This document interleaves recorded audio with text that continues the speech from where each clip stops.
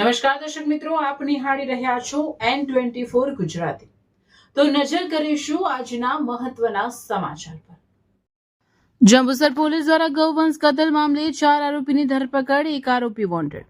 જંબુસર શહેરના ખારાકુવા વિસ્તારમાં ગૌવંશ કતલ સંબંધિત ગંભીર ગુનામાં જંબુસર પોલીસે ઝડપી કાર્યવાહી કરીને એક મહિલા સહિત 4 આરોપીની ધરપકડ કરી છે। પોલીસને મળેલી બાતમીના આધારે રેડ કરવામાં આવી હતી, જેમાં અંદાજે 135 કિલો જેટલો ગૌમાંસનો જથ્થો ઝડપાયો હતો।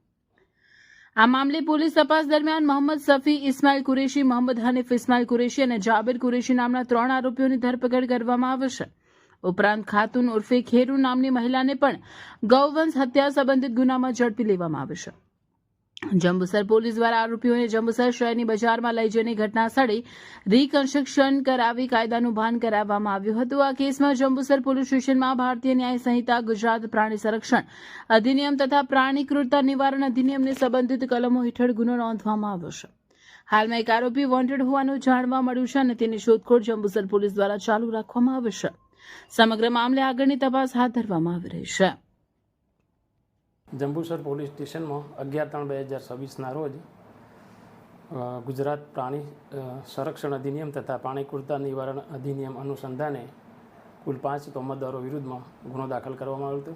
આ ગુનામાં કુલ 135 કિલો ગૌમાંસનો જથ્થો પકડેલો હતો તથા બીજા ફ્રીજ અને બીજા વગેરે સાધનો મળી 33,000 ઉપરાંતનો મુદ્દામાલ પોલીસ દ્વારા પકડવામાં આવેલો હતો। આ ગુનાના કામે અગાઉ કુલ 2 તોમતદાર મોહમ્મદ સફી ઉર્ફે લાલુ ઇસ્માઇલ કુરેશી તથા મોહમ્મદ હનીફ ઉર્ફે કાલુ ઇસ્માઇલ કુરેશી નાઓને અટક કરવામાં આવેલી હતી અને તેઓ 4 દિવસના રિમાન્ડ ઉપર હતા। એ દરમિયાન બાકીના બીજા 2 આરોપી મોહમ્મદ જાબીર ઉર્ફે જાબીર ઇસ્માઇલ કુરેશી, ખાતુન ઇસ્માઇલ કુરેશી નાઓને પણ આ ગુનાના કામે અટક કરવામાં આવેલ છે। આ ઉપરાંત આ ગુનાના કામે શબ્બીર ગુલામ પોપલા જેવો નાસ્તો પડતો આરોપી છે, તેને પણ પકડવાની કામગીરી હાલમાં ચાલુ છે।